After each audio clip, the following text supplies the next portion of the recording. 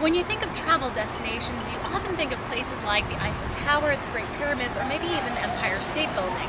But Trazzler, a travel startup, is trying to get people to go to uncommon destinations, starting with those in their backyard. We went to Trazzler's headquarters in San Francisco to talk to co-founder Adam Rugel. So we started Trazzler to address the kind of travel that most people do most of the time, which is these short driving trips. We cover, for the most part, we start with coverage of trips that are within 220 miles of somebody's home base, and so we're dealing a lot with the stuff that you can do on day trips or on weekend trips. With a small network of full-time employees in Florida, Spain, and San Francisco, Trazzler is a young startup with so far no profits, but it's attracting some big-name investors, raising just over $1 million in its last round. SV Angel really kicked it off for us and pulled this round together, and we pulled in investors like AOL founder Steve Case, Founder Collective, BetaWorks. We had a bunch of individuals who got in, Jack Dorsey.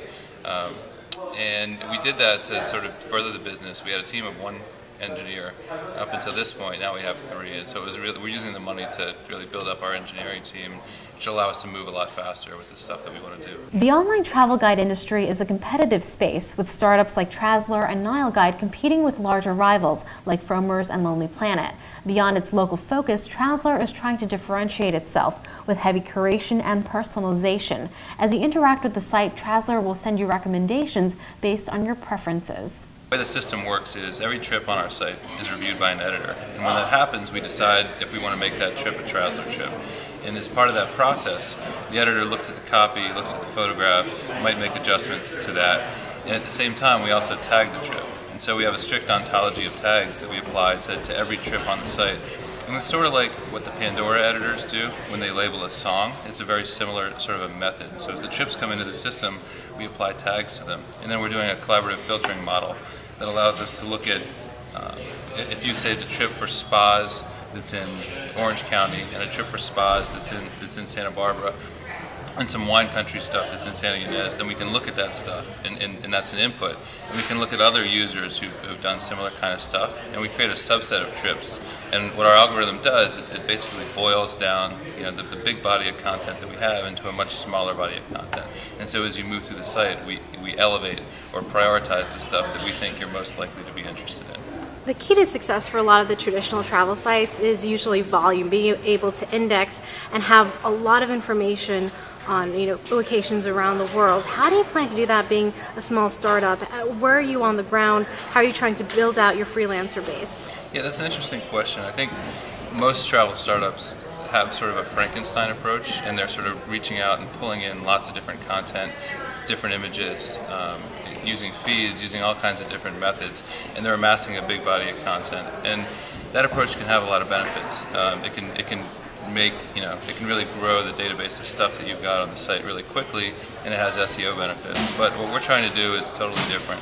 Our goal is not to be comprehensive. Our goal is to be really selective with the content that we've got on the site. And so it's a much more time-consuming approach, and we're never going to have quite as much content as some of our competitors might have. But we think there's some value in curating the content and being selective in the stuff that we have.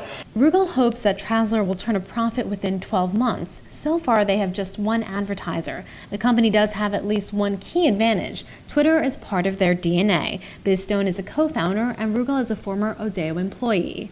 I used to work at Odeo with Evan and Biz, and that's how I came to get in with those guys. And Biz actually is the co-founder of Trazzler, and he did the original design and has been sort of integral to the product process the whole way through. The one main analogy between Trazzler and Twitter is all the trips on our site have a very limited amount of content. So each trip is between 60 and 100 words. And beyond that, we don't really publish trips like that. People can submit them and they'll get up on the site, but they don't really get into the Trazzler trip stream. So much like the constraint of the 140 character updates, it sort of made Twitter very unique in that respect. The 140 character limit didn't have the effect of limiting people's creativity. It made them be more creative within those limits. And I think our limited character count or word count for our trips, 100 word limit, has inspired that same sort of creativity.